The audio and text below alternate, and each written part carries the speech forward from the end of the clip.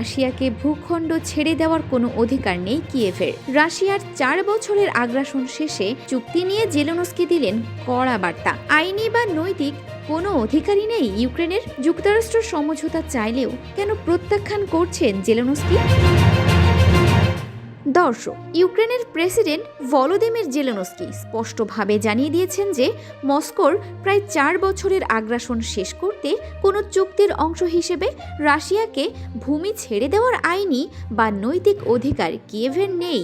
সোমবার এক অনলাইন সংবাদ সম্মেলনে তিনি এই কঠিন বার্তা দেন। জেলেনস্কি বলেন, আমরা কি কোনো ভূখণ্ড ছেড়ে দেওয়ার কল্পনা করতে পারি? এমনকি ইউক্রেনের আইন, সংবিধান এবং আন্তর্জাতিক আইনের অধীনেও আমাদের এই ধরনের কোনো আইনি অধিকার নেই, আর আমাদের এ ব্যাপারে নৈতিক অধিকারও নেই। তিনি জোর দিয়ে বলেন, রাশিয়া ভূখণ্ড ছেড়ে দেওয়ার দাবি জানালেও ইউক্রেন তা মানতে রাজি নয়।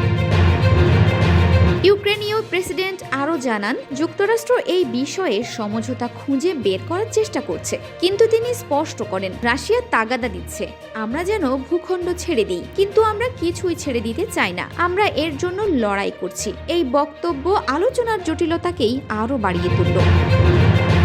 আলোচনার সঙ্গে ঘনিষ্ঠ এক কর্মকর্তা বার্তা সংস্থা AFP-কে জানায়, ইউক্রেনীয় ভূখণ্ডের প্রশ্নই হলো আলোচনার সবচেয়ে জটিল অংশ। ভূখণ্ড ছাড়াও কিয়েভের নিরাপত্তা নিশ্চয়তার বিষয়টিও আলোচনার প্রধান অচল অবস্থাগুলোর একটি।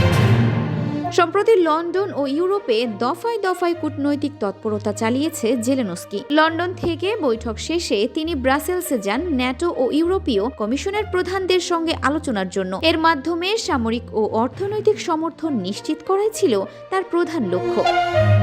জেলেনস্কি আরও বলেন, ইউক্রেনীয় ও ইউরোপীয় কর্মকর্তারা যুক্তরাষ্ট্রের পক্ষ থেকে পাওয়া 20টি প্রস্তাব নিয়ে কাজ করছেন এবং এই প্রস্তাবের বিপরীতে ইউক্রেনের পাল্টা প্রস্তাব মঙ্গলবার সন্ধ্যার মধ্যে প্রস্তুত হতে পারে, যা দ্রুত ওয়াশিংটনে পাঠানো হবে।